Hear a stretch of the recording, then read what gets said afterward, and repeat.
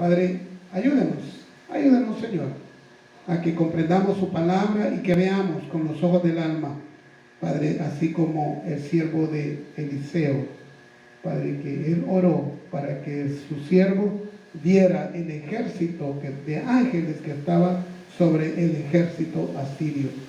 Padre, así que nosotros, Padre, podamos con los ojos del alma ver cómo es en realidad la novia que usted espera, la iglesia que usted quiere que seamos.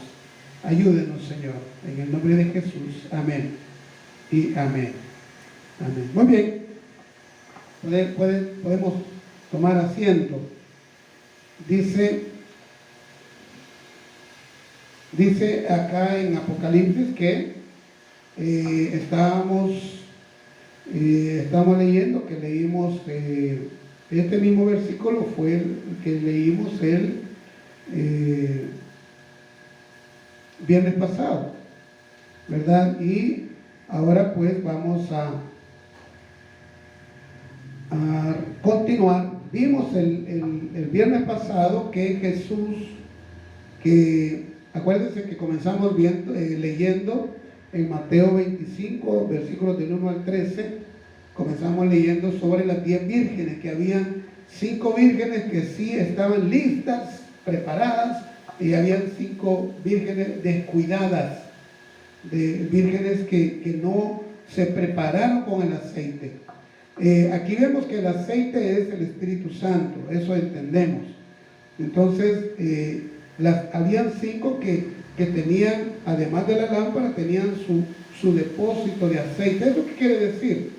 Que ellas estaban cuidando que el aceite estuviera disponible. Es decir, para nosotros, aplicándolo a nuestra vida, quiere decir que nosotros nos esforcemos día con día, cada momento del día, de cuidarnos, de que estemos dependiendo del Espíritu Santo, para que podamos estar listos para cuando Cristo venga. Porque también dice en Mateo 24 que cuando Él venga, nadie lo va a estar esperando. Son las vírgenes descuidadas. Pero nosotros, hermanos, que todos los cultos cantamos y damos honra porque Cristo pagó nuestro pecado, que gracias porque moriste en la cruz, que esa cruz nos dio salvación, en fin, estamos atentos, siempre atentos a lo que Jesús hizo por nosotros. Así es que, hermanos, debemos estar como las 5 vírgenes. Ahora, también el viernes anterior vimos que Jesús anhela una novia o una iglesia que lo ame. Y veíamos en Juan 14:23 que Jesús dice: si me amáis, guardad mis mandamientos. ¿Y cuáles mandamientos? Decíamos, bueno, lo que están en la Biblia, hermanos. No tendrás dioses ajenos delante de mí, no harás imagen y ni te inclinarás a ella de lo que está en el cielo, en la tierra y debajo de la tierra. También dice que no tomaremos el nombre de Dios en vano, porque Él no considerará aquel que tome el nombre de Dios en vano. Eso es una abominación para Él. También dice que guardemos un día a la semana, el día de descanso, que nosotros consideramos que es el día domingo, el día de descanso, porque en Cristo que resucitó, en Él está nuestro descanso. Entonces, no lo hacemos sábado como algunos, porque el Señor dijo que Él era mayor que el sábado, y nosotros a quien adoramos es a Jesucristo, a nuestro Padre, al Dios Padre, Dios Hijo y Dios Espíritu Santo. También vimos el viernes anterior que Jesús anhela una novia o una iglesia que lo imite, que se esfuerce por ser como Jesús, que una iglesia que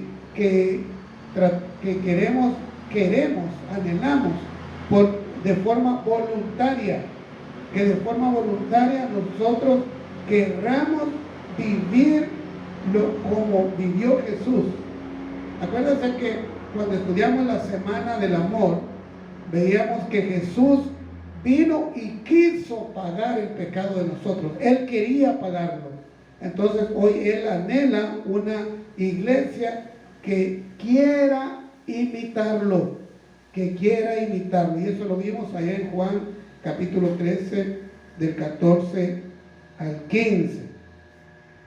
Que veíamos que nosotros debemos imitarlo a Él, ¿verdad? Y para hacer un poco de memoria, Juan capítulo 13 del 14 al 15, lo que nos dice es que, pues si yo, el Señor y el Maestro, he lavado vuestros pies, vosotros también debéis lavaros los pies los unos a los otros, porque ejemplo os he dado, para que como yo os he hecho, vosotros también hagáis. Entonces Jesús vino a servir. Él no vino a ser servido, Él vino a servir. Entonces Él quiere que imitemos, que tratemos de ser como Él, sirviendo a los demás, ¿verdad? Pero ¿qué sucede con nosotros? Que el egoísmo, el rencor, el enojo, la ira, la envidia no nos permiten. Entonces dejamos que todos esos sentimientos gobiernen nuestra mente y nuestra voluntad, cuando el Señor quiere que nosotros perdonemos hasta 70 veces 7. Él quiere que sirvamos a los demás, que amemos al prójimo más que a nosotros mismos. Pues bueno, dice como a nosotros mismos, ¿verdad? Pero eso es lo que Él quiere. Entonces, que lo imitemos. Él quiere una iglesia que lo imite, una iglesia que quiera ser como Él. Y bien, bueno, hoy vamos a leer, o mejor dicho, vamos a evaluar primero Dios que tengamos el tiempo, 3 aspectos más de cómo es la iglesia que Dios quiere, en qué debemos prepararnos, Mucha gente dice que está bien, hermano, que debemos ayunar. Está bien, ayunemos, es necesario. Jesús dijo cuando ayunes, es decir, que debemos hacerlo. Hagámoslo. Pero veamos esta cantidad de versículos. Por ejemplo, Jesús anhela una novia que viva para Él, una iglesia que viva para Jesús. Eso es lo que Él anhela. Entonces vamos a ir a 2 Corintios capítulo 5 versículo 14, y dice así. Dice, porque el amor de Cristo, estoy leyendo segunda carta a los Corintios, capítulo 5, versículo 14. Porque el amor de Cristo nos constriñe pensando esto, que si uno murió por todos, luego todos murieron. Y por todos murió, para que los que viven ya no vivan para sí, sino para aquel que murió y resucitó por ellos. Es decir, aquí dice que Jesús murió por usted y por mí. Él dio su vida para que nosotros tengamos vida eterna. Entonces, el apóstol Pablo acá en los Corintios dice que ahora que los que viven ya no vivan para cada uno, sino para Él que murió por nosotros, para Jesús.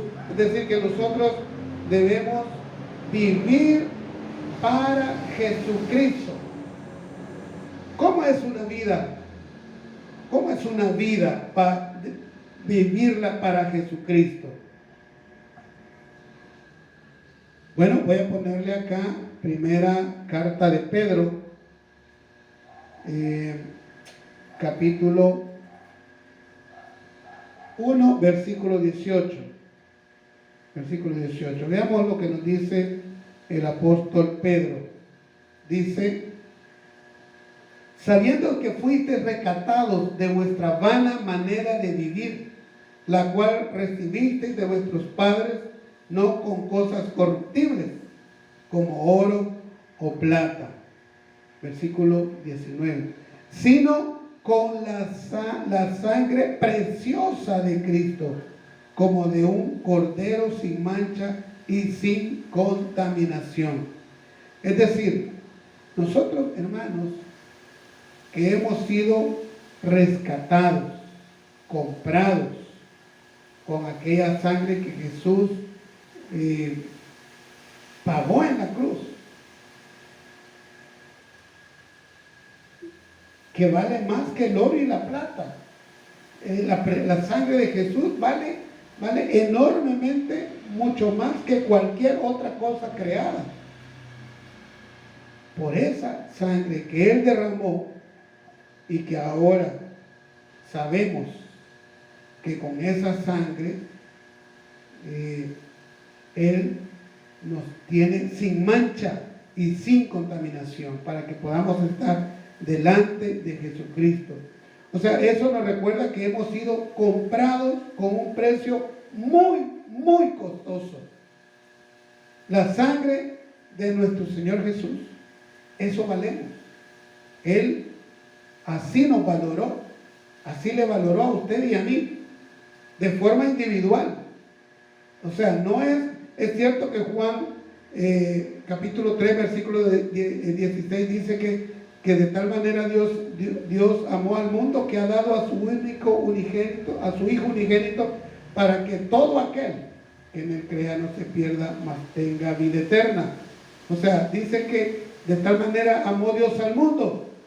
Y hay quienes dicen, ok, Dios ya me perdonó, pero están equivocados, porque sin arrepentimiento no hay perdón de pecados, no hay remisión de pecados sin el arrepentimiento. Para que seamos perdonados, debemos arrepentirnos, ya no volver a hacer aquello. Si lo volvemos a hacer, simplemente fue un remordimiento de conciencia, nos sentimos mal, esa acción nos hizo sentirnos mal, pero volvimos y lo andamos buscando de nuevo. Pero cuando de verdad nos arrepentimos, ya no lo volvemos a hacer, luchamos para no volverlo a hacer, porque sabemos que nos hace daño, que sabemos que nos va a destruir, ¿verdad? A mí me llama la atención el ejemplo de esta persona que el alcohol lo llevó a tal grado de que ahora sangre por arriba, sangre por abajo.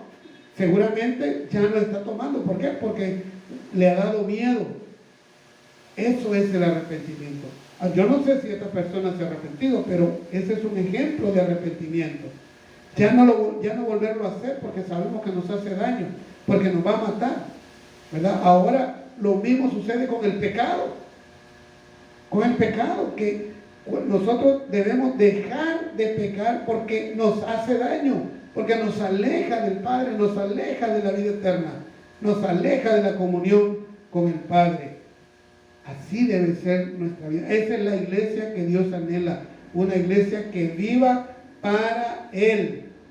Hemos sido llamados a ser siervos de Cristo.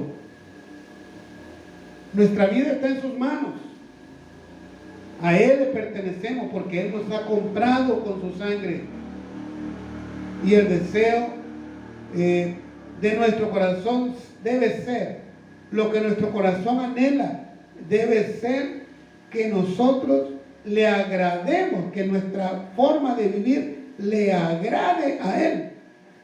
Eso es lo que debemos buscar. No que la gente nos vea que hemos cambiado, está bien, es un testimonio, ¿verdad? Pero ese no debe ser nuestro propósito.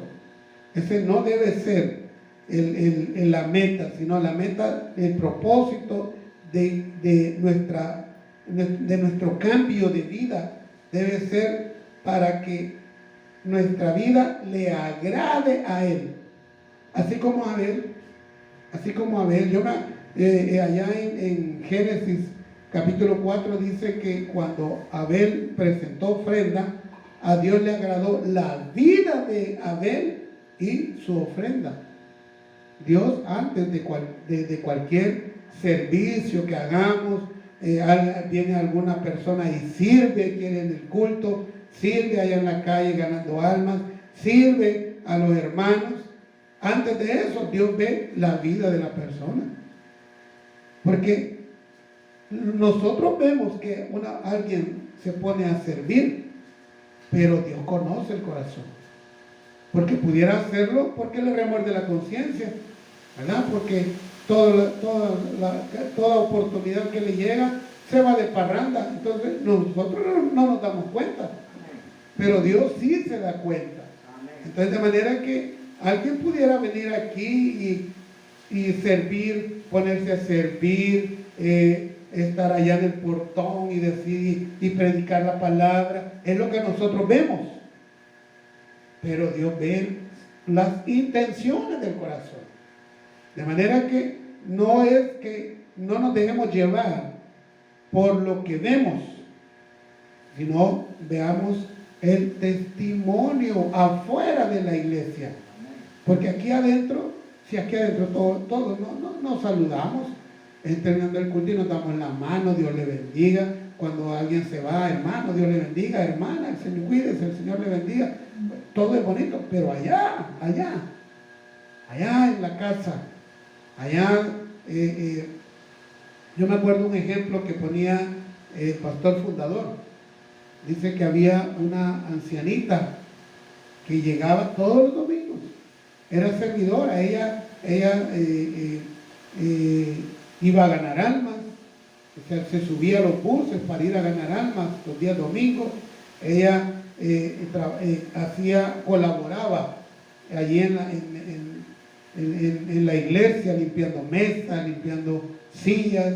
Ella colaboraba, pero hubo un tiempo que dejó de ir y la fue a buscar, ¿verdad? La fue a buscar, y allí donde ella vivía, él anduvo preguntando, ¿verdad? Mire, y la fulanita, ¿dónde vive? Y la fulanita, le dice, sí, allá está la viejita.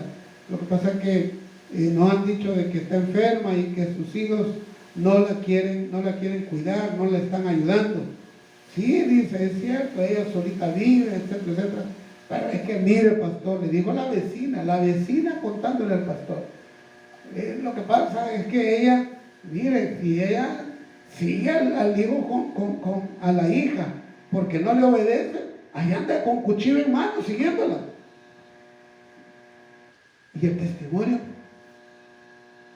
ese no es testimonio, hermano. Si en la casa es donde nosotros debemos demostrar que de verdad somos creyentes, que de verdad queremos vivir como Cristo vivió, ¿verdad? Porque eso, aquí el tema que tengo es que Jesús anhela una novia, es decir, que la iglesia viva para Él. Así es lo que Jesús anhela. Y como veíamos, ya llevamos 3. El viernes pasado vimos que Jesús anhela una iglesia que lo ame. Una iglesia que lo ame. También Jesús anhela una iglesia que lo imite. Que así como Jesús vino a servir, que así nosotros también sirvamos a los demás. Y ahora hemos visto que Jesús anhela una novia que viva para Él. Todo el tiempo, no solo aquí en la iglesia, no solo cuando oramos, no solo cuando leemos la Biblia, todo el día, en todo lugar, en todo lugar. También Jesús anhela una iglesia que piense como Él, una iglesia que tenga la mente de Cristo. Y para esto vamos a ir a primera carta a los Corintios, capítulo 1. Voy a ponerlo ahí en pantalla. Primera carta a los Corintios, capítulo 2, versículo 16. Este es. Entonces dice: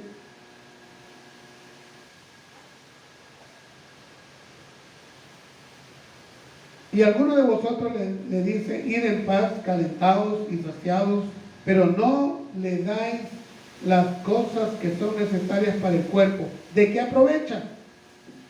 ¿De qué aprovecha? Mira, hermano, nosotros muchas veces vamos y a lo mejor usted lo ha hecho, ¿verdad? Yo también lo hago. Voy a visitar algunas familias, ¿verdad? Que están enfermas. Hermano, yo me esfuerzo por llevar siempre algo. Y si veo que ahí el que está enfermo necesita alguna medicina, yo me esfuerzo por comprarle la medicina. Porque no se trata solo, hermano, vamos a orar, Padre, en el nombre de Jesús, ayuda y sana a mi hermana. Hermana, ustedes ya oramos. No, hermano, a lo mejor la necesidad de la hermana es que no tiene para comprar medicina, la necesidad del hermano es que no tiene para ir al médico. Allí colaborar, allí aportarle con dolor, con esfuerzo, porque no nos sobra el dinero, a nadie le sobra el dinero, pero eso es lo que Dios quiere, es lo que Jesús, a mí me llama mucho la atención que cuando dice que cuando vio los 4,000 que estaban ahí escuchándolo, tuvo compasión de ellos, tuvo compasión de estas personas que estaban escuchándole porque tenían hambre, y tuvo compasión de ellos, y le dijo a Felipe, denles de comer. ¿Y de dónde? Le dijo Felipe, si no tenemos. ¿Y con qué cuentan? Le dice Jesús. Bueno, y ahí había un niño que tenía unos panes y unos peces, y de ahí el Señor y milagrosamente le dio de comer a toda esa cantidad de hombres, mujeres y niños, que se supone que eran 4,000 hombres, más 4,000 mujeres, más los hijos. Imagínense que fuera un hijo por cada pareja. Estamos hablando de 12,000 personas, hermano, que comieran ahí, 12,000 personas. Eso es lo que Jesús quiere, que tengamos en la mente de Cristo siempre ayudando, buscando ayudar, aunque no nos beneficie en nada, hermano, aunque no nos beneficie, aunque no nos traten mal, aunque hablen de nosotros, pero si necesita una ayuda y viene y la pide, dársela. Eso es lo que quiere el Señor, eso es lo que quiere Cristo. Aunque deje de venir y una vez vino solamente aquí a la iglesia, solo para pedir el favor. Ayudar, hermano. Ayudar, porque aquí no dice, en la Biblia no dice que vamos a ayudar solamente si somos cercanos, amigos cercanos. No. Al que necesita hay que ayudarle. Aunque nos caiga mal, aunque nos critique, aunque nos ande allá inventando cualquier cosa. Si viene y pide ayuda, le vamos a ayudar. Le vamos a ayudar. Porque así es Dios con nosotros. Sí, hermano, sí, acuérdese usted, yo me acuerdo de todas las veces que le he pedido ayuda al Señor, y como Dios es sabio, ¿verdad? Y cuando algunas veces, cuando amerita, ¿verdad?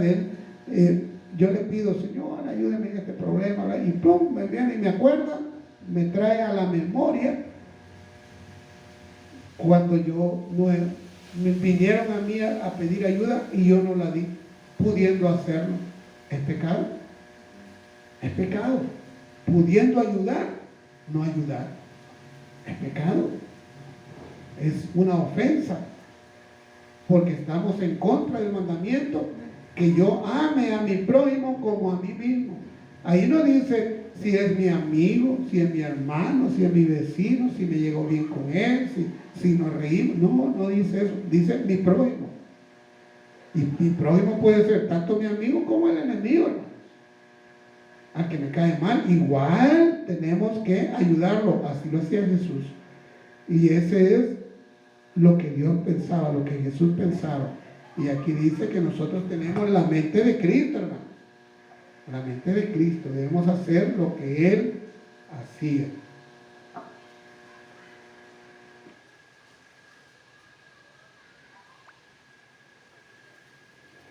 Muy bien. Vamos a ver. Bueno, ya llevamos 4, acuérdense. Le voy a volver a recordar los 4. La semana anterior vimos que Jesús anhela una novia o una iglesia, porque la iglesia es la novia del Cordero, una iglesia que lo ame, que ame a Jesús, ¿verdad? Y nos basamos en el versículo Juan, que está en Juan 14:23, que dice: si me amáis, guardad mis mandamientos. Si de verdad me amáis, si de verdad amamos a Jesús, guardemos los mandamientos, hermanos. ¿Y cuáles son? Bueno, Jesús lo resumió en dos.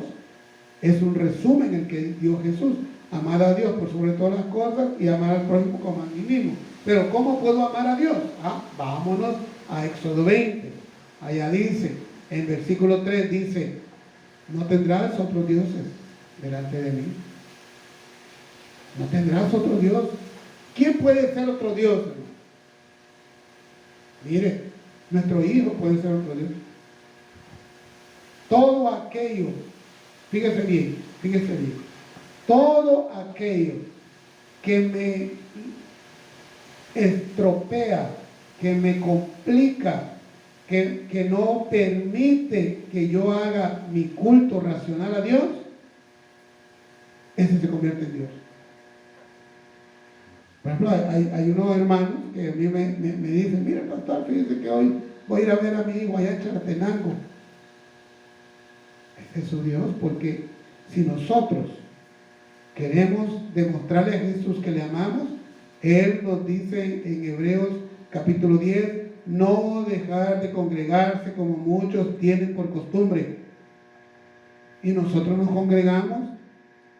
Nuestro culto principal es el día domingo, hermano. Ese es. El culto principal es el día domingo. Es el día del Señor. Entonces, si dice: si me amáis, guardad el mandamiento. También Él dice que no usemos el nombre de Dios en vano, que guardemos el día de reposo, que no mintamos, que no codiciemos, que no adulteremos, que no forniquemos. Mire, hoy es que terrible, hermano. Mire, hace unos días tuve una noticia de que en un parque allá en San Salvador, una pareja en el pleno día, en medio de la gente ahí, teniendo relación sexual, al aire libre, hermano, fornicando o adulterando. Ya no hay respeto. Así está el mundo. Y Jesús anhela una iglesia que lo ame. También anhela una iglesia que lo imite. También anhela una iglesia que viva para Cristo, que viva para Él. También anhela una iglesia que piense como Él, que tenga la mente de Cristo. Esa es la manera en que debemos prepararnos, hermano. Que la iglesia debe prepararse para la boda del Cordero. Porque el versículo con el que comenzamos el viernes pasado y hoy dice que la iglesia se ha preparado. Voy a volvérselo a leer. Lo que dice aquí en Apocalipsis 19:7. En Apocalipsis 19:7. Porque ese es el tema que estamos viendo hoy. 19:7 dice, y ahí se lo voy a poner en pantalla, dice: gocémonos y alegrémonos y démosle gloria, porque han llegado las bodas del Cordero y su esposa se ha preparado. Eso estamos viendo. ¿Qué es prepararse? Que la iglesia se prepare. ¿Qué es prepararse? Hermanos, no es que vamos a... ¿Qué hace una novia normalmente en una boda humana, terrenal? Pues prepara su vestido, su velo, sus zapatos, se peina, va al salón a peinarse, se maquilla, a quedar bonita. En el cielo eso no vale. En el cielo, ¿qué es lo que vale en el cielo? Lo que ya vimos. Aquí dice, lo que vale es que la novia ame a Jesús, que la novia imite a Jesús, que la novia viva para Cristo, que la novia es decir, la iglesia, tenga la mente de Cristo, que piense como Él. Por eso, hermanos, muchas veces yo les digo, pensemos en el reino de los cielos, que ya no somos ciudadanos de este mundo, somos del reino de los cielos, porque Jesús nos ha dado vida eterna allá. Amén. Y el tercero de este día es que Jesús anhela una novia santa. Santa. ¿Qué significa santa?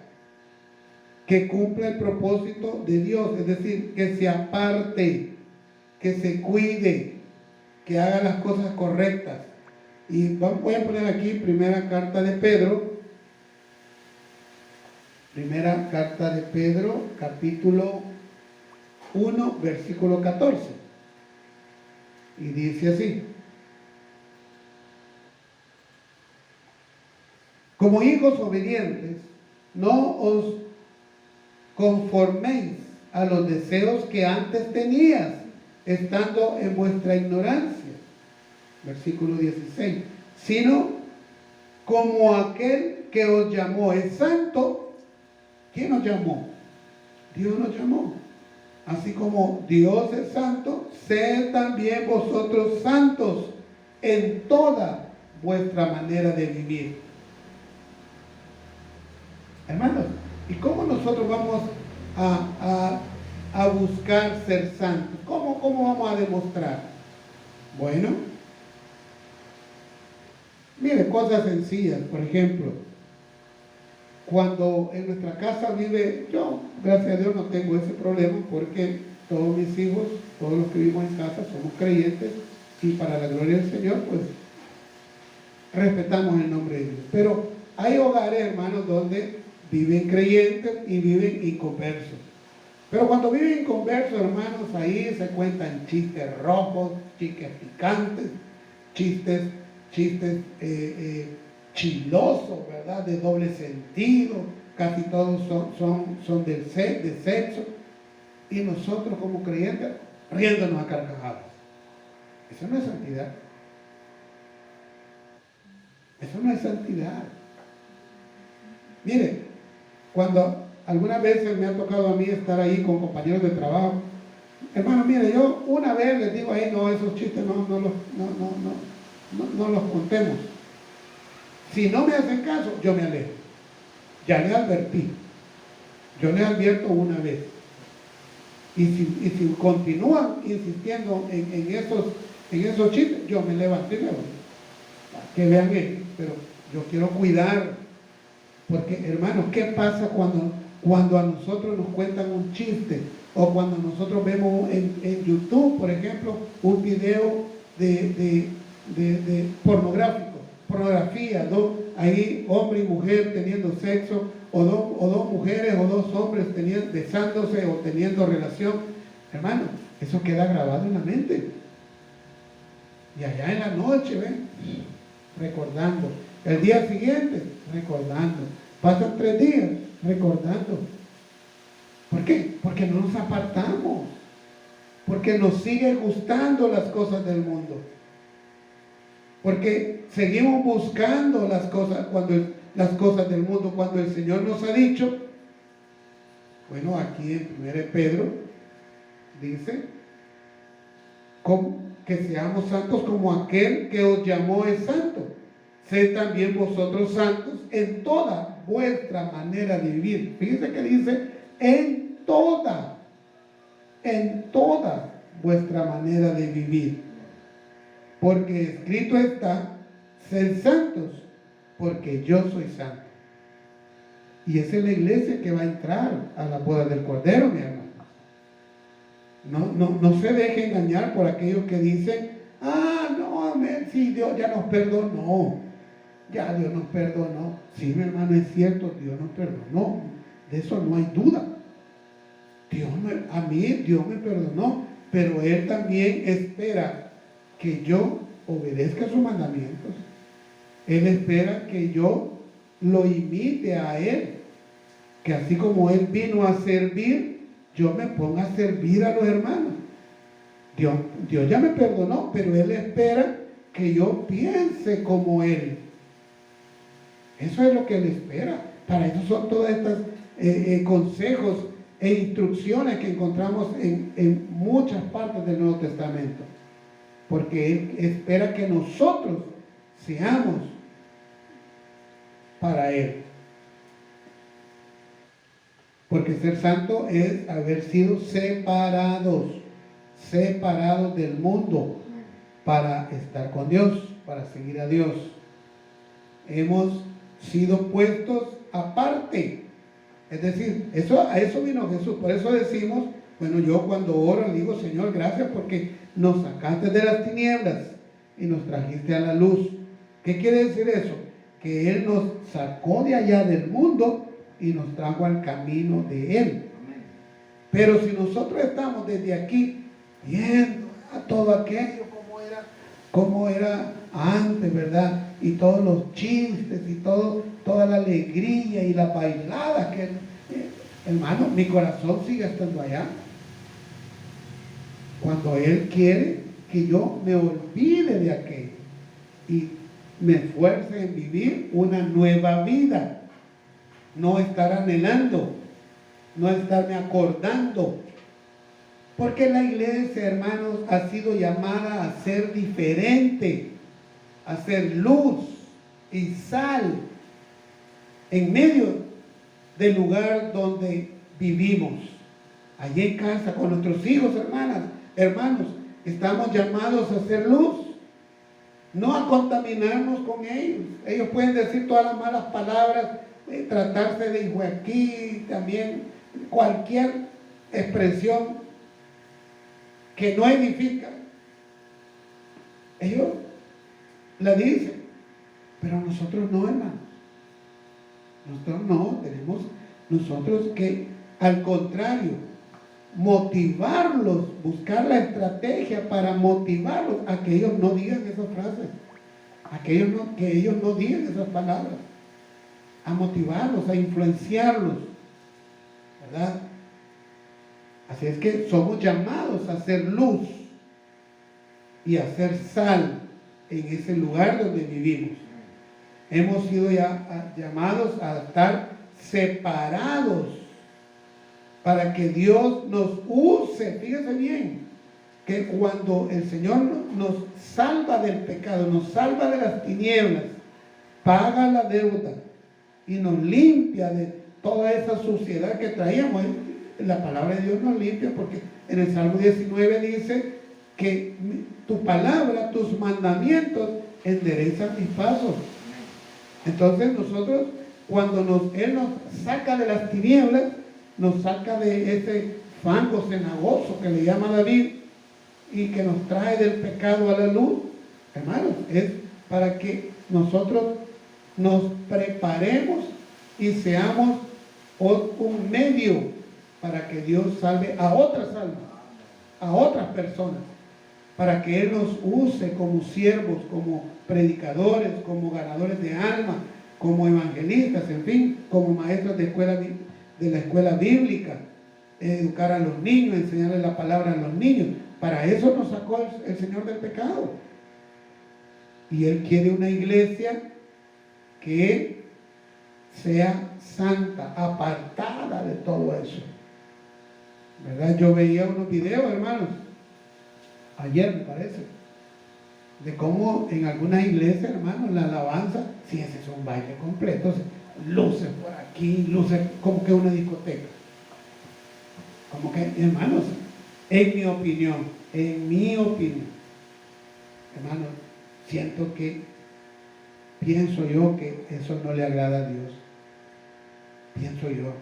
Eso no está en la Biblia. Lo que la Biblia dice es esto, que seamos santos.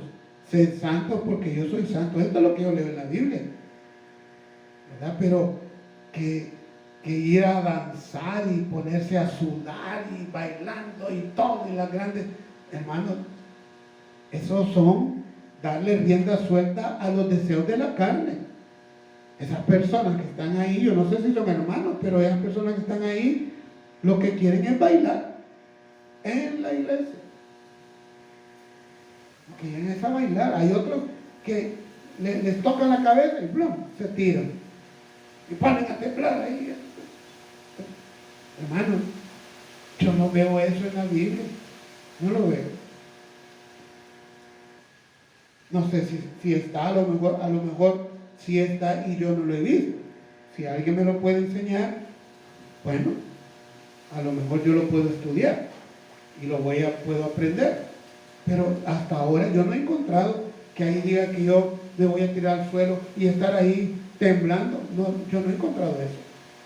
Ni tampoco encuentro que a Dios le voy a agradar haciendo desorden en la alabanza.